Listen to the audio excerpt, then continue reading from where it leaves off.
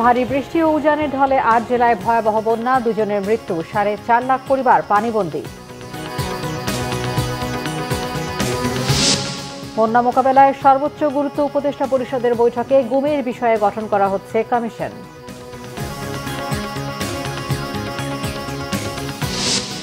হত্যাকাণ্ড মানবাধিকার লঙ্ঘনের তদন্ত ও গণতন্ত্র পুনঃপ্রতিষ্ঠায় পাশে থাকবে জাতিসংঘ, পাচার হওয়া টাকা ফেরাতে সহায়তার আশ্বাস সুইজারল্যান্ডের। দেখছিলেন সংবাদ শিরোনাম, এবারে বিস্তারিত। ভারী বৃষ্টি ও উজানের ঢলে দেশের 8টি জেলায় ভয়াবহ বন্যায় পানিবন্দী লাখো মানুষ। ব্রাহ্মণবাড়িয়ার আখাউড়া ও নোয়াখালীর ফুলগাজীতে 2 জনের মৃত্যু হয়েছে। এছাড়া ফেনীর পরশুরামে নিখোঁজ রয়েছেন একজন। খাগড়াছড়িতে বন্যা পরিস্থিতির আরও অবনতি হয়েছে। এদিকে বন্যা পরিস্থিতি মোকাবেলায় সংশ্লিষ্ট সরকারি কর্মকর্তাদের ছুটি বাতিল করা হয়েছে। প্রতিনিধিদের পাঠানো তথ্যচিত্রে দেখুন ডেস্ক রিপোর্ট। ভারী বৃষ্টি ও পাহাড়ি ঢলে বন্যা পরিস্থিতির অবনতি হয়েছে সীমান্তবর্তী ব্রাহ্মণবাড়িয়া আখাউড়ার উপজেলার নিম্নাঞ্চলে। আখাউড়া, উত্তর, দক্ষিণ, মোগরা ও মণিঅন্দ এই 4 ইউনিয়নের 34টির বেশি গ্রাম পানিতে তলিয়ে গেছে। পানিবন্দী অন্তত 550 পরিবার। জেলা পানি উন্নয়ন বোর্ডের নির্বাহী প্রকৌশলী মঞ্জুরুল আলম জানান, হাওড়া নদী ও জাজিগাং সহ বিভিন্ন নদীর পানি বিপদসীমার কাছাকাছি চলে যাওয়ায় নতুন করে প্লাবিত হওয়ার আশঙ্কা দেখা দিয়েছে। 2 দিন আগে ভেঙে গেছে গাজীরবাজার এলাকার অস্থায়ী সেতুটি। ফেনীতে বন্যা নিয়ন্ত্রণ বাঁধের ভেঙে যাওয়া 17টি জায়গা দিয়ে পানি ঢুকে প্লাবিত হয়েছে 100 গ্রাম। 1 মাসের ব্যবধানে 3য় দফায় ভয়াবহ বন্যার কবলে পড়ল পরশুরাম, ফুলগাজী ও ছাগলনাইয়া উপজেলার লাখো মানুষ। বন্ধ যান চলাচল, বিচ্ছিন্ন বিদ্যুৎ সংযোগ। কুমিল্লায় গত 5 দিনের টানা বৃষ্টি ও উজানের পানিতে গোমতী নদীর পানি বেড়ে বিপদসীমার 70 সেন্টিমিটার ওপরে বইছে। প্লাবিত কুমিল্লা সদর, দেবিদ্বার ও বুড়িচং উপজেলার নদী তীরবর্তী চরাঞ্চল। শত শত বাড়িঘর পানিতে ডুবে বিপাকে হাজারো মানুষ। আতঙ্কে গোমতীর পাড়ের বাসিন্দারা। প্রশাসনের পক্ষ থেকে মাইকিং করে আশ্রয় কেন্দ্রে চলে যেতে বলা হচ্ছে তাদের। এছাড়া কুমিল্লার 14 গ্রামে বন্যার পানিতে ঢাকা চট্টগ্রাম মহাসড়কের কিছু অংশ তলিয়ে যাওয়ায় যান চলাচল ব্যাহত হচ্ছে। এদিকে মুহুরী নদীর পানি ঢুকে নোয়াখালীর 9 উপজেলায় বন্যা পরিস্থিতির অবনতি হয়েছে। নতুন করে প্লাবিত জেলার অনেক এলাকা, 20 লাখ মানুষ পানিবন্দী হয়ে পড়েছেন। খাগড়াছড়ি শহরের অধিকাংশ এলাকা পানির নিচে। শহরের উত্তরগঞ্জপাড়া, শান্তিনগর, মেহেদিবাগে অধিকাংশ ব্যবসা প্রতিষ্ঠান পানির নিচে। অনেক এলাকায় মানুষ আশ্রয় নিয়েছে ঘরের ছাদে। বিদ্যুৎবিহীন জেলা। সারা দেশের সাথে বিচ্ছিন্ন হয়ে গেছে জেলার সড়ক যোগাযোগ। কয়েকদিনের টানা বৃষ্টি ও উজানের ঢলে মৌলভীবাজারের 5 উপজেলায় 2 শতাধিক গ্রাম প্লাবিত হয়েছে। জেলার প্রধান নদী মনু, ধলাই, পানাই, জুড়ি ও কুশিয়ারার পানি বইছে বিপদসীমার ওপরে। চতুর্থ ধাপের এ বন্যায় 2 লাখের বেশি মানুষ পানিবন্দী হয়ে পড়েছে। বিভিন্ন শিক্ষা প্রতিষ্ঠান ও স্বজনদের বাড়িতে আশ্রয় নিয়েছেন অনেকে। হবিগঞ্জে পাহাড়ি ঢল আর অব্যাহত বৃষ্টিতে খোয়াই নদীর পানি বেড়ে ভোর রাত থেকে লস্করপুর, জালালাবাদ সহ 5টি জায়গায় বাঁধ ভেঙে লোকালয় সহ তলিয়ে গেছে কয়েক শতাধিক হেক্টর সবজি সহ কৃষি জমি।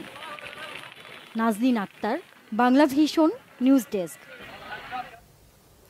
গুমের বিষয়ে একটি কমিশন গঠন করা হচ্ছে। অন্তর্বর্তীকালীন সরকারের প্রধান উপদেষ্টা অধ্যাপক মোহাম্মদ ইউনূসের সভাপতিত্বে উপদেষ্টা পরিষদের বৈঠকে সিদ্ধান্ত হয়েছে।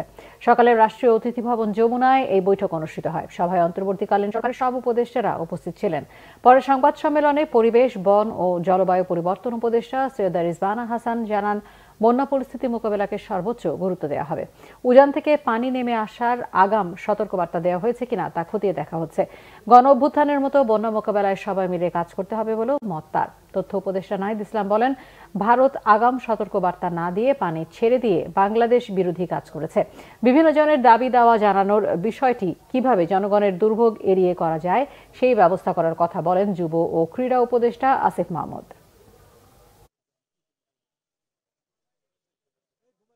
এই বন্যার কারণ কি, ভবিষ্যতে এই রকম বন্যা যেটা বলা হচ্ছে যে ফেনীতে এক রকমের নজিরবিহীন, সেটা এড়িয়ে চলতে আমরা কি করতে পারি, এসব নিয়ে আলোচনা হয়েছে।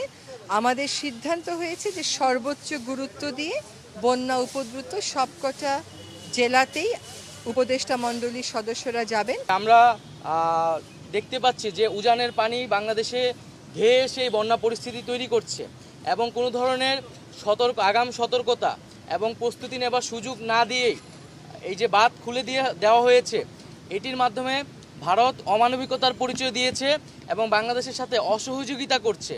আমরা আহ্বান করব, আমরা আশা করব যে দ্রুত সময়ের মধ্যে ভারত বাংলাদেশের জনগণ বিরোধী এ ধরনের নীতি থেকে সরে আসবে।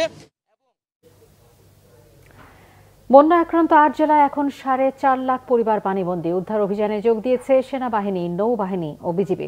দুপুরে সচিবালয়ে দুর্যোগ ব্যবস্থাপনা ও ত্রাণ মন্ত্রণালয়ের অতিরিক্ত সচিব KM আলী রেজা জানান, ফেনী, কুমিল্লা, চট্টগ্রাম, নোয়াখালী, খাগড়াছড়ি, মৌলভীবাজার সহ ৮ জেলায় এখনো পর্যন্ত মৃত্যু হয়েছে ২ জনের। ১,৫৩৪টি আশ্রয়কেন্দ্র খোলা হয়েছে।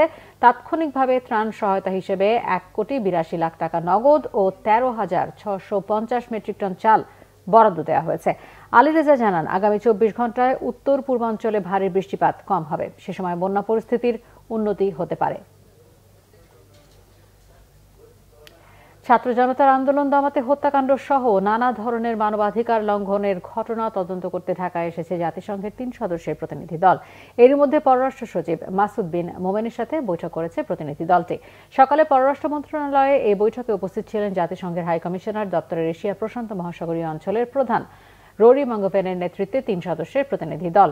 বৈঠকের পর রোরি মাঙ্গোভেন জানান, তদন্তের ধরন কেমন হবে সে বিষয়ে প্রাথমিক আলোচনা হয়েছে। এটি একটি অনুসন্ধানী সফর। কিভাবে অন্তর্বর্তীকালীন সরকারকে সহায়তা করা যায় সে বিষয়ে আলোচনা করা হবে বলেও তিনি জানান। সফরকালে সরকার, সুশীল সমাজ, মানবাধিকার সংগঠন সহ বিভিন্ন পক্ষের সঙ্গে কথা বলবে জাতিসংঘের প্রতিনিধি দলটি। রোরি মাঙ্গোভেন জানান, বাংলাদেশে গণতন্ত্র, মানবাধিকার প্রতিষ্ঠা এবং রাষ্ট্রীয় প্রতিষ্ঠানগুলো সংস্কারের একটি সুযোগ তৈরি হয়েছে। বিএনপির স্থায়ী কমিটির সদস্য আমির খসরু মাহমুদ চৌধুরী জানিয়েছেন, বাংলাদেশকে গণতান্ত্রিক কাঠামে ফেরানো এবং দেশের পাচার হওয়া অর্থ ফিরিয়ে আনার বিষয়ে সুইজারল্যান্ড সরকার বাংলাদেশকে সহযোগিতা করার আশ্বাস দিয়েছে। বেলা ১১টায় দলের চেয়ারপারসনের গুলশান কার্যালয়ে সুইজারল্যান্ডের রাষ্ট্রদূত রেটা রেনলির সঙ্গে বৈঠক করেন বিএনপির মহাসচিব মির্জা ফখরুল ইসলাম আলমগীর। এ সময় দলের স্থায়ী কমিটির সদস্য আমির খসরু মাহমুদ চৌধুরী উপস্থিত ছিলেন। ঘণ্টাব্যাপী বৈঠক শেষে সংবাদ সম্মেলনে আমির খসরু মাহমুদ চৌধুরী বলেন, বাংলাদেশ কোন দিকে যাচ্ছে, বিএনপি কি ভাবছে তা জানতে চেয়েছেন সুইস রাষ্ট্রদূত। রাজনৈতিক, অর্থনৈতিক সহ নানা বিষয়ে বিএনপির পরিকল্পনা জানতে চান তিনি। বিএনপি তাদের পরিকল্পনা তুলে ধরেছে। সুইজারল্যান্ড সার্বিক সহযোগিতার আশ্বাস দিয়েছে। বিএনপি অন্তর্বর্তীকালীন সরকারকে সমর্থন দিয়ে যাবে উল্লেখ করে যৌক্তিক সময়ের মধ্যে সংস্কার করে অন্তর্বর্তী সরকার গ্রহণযোগ্য নির্বাচন দেবে বলে আশাবাদ ব্যক্ত করেন আমির খসরু মাহমুদ চৌধুরী।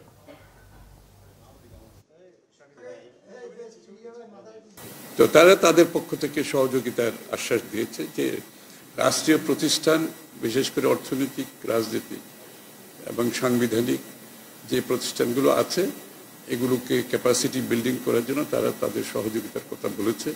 রাজনীতি এবং গণতন্ত্র ফিরিয়ে আনার ব্যাপারে, গণতন্ত্রকে সঠিক অর্ডারে ফিরিয়ে আনার জন্য যে কাজগুলো করা দরকার, যে প্রতিষ্ঠানগুলোকে দরকার, সেগুলোর উপর আলোচনা হয়েছে। সেখানে তারা সহযোগিতার আশ্বাস দিয়েছে।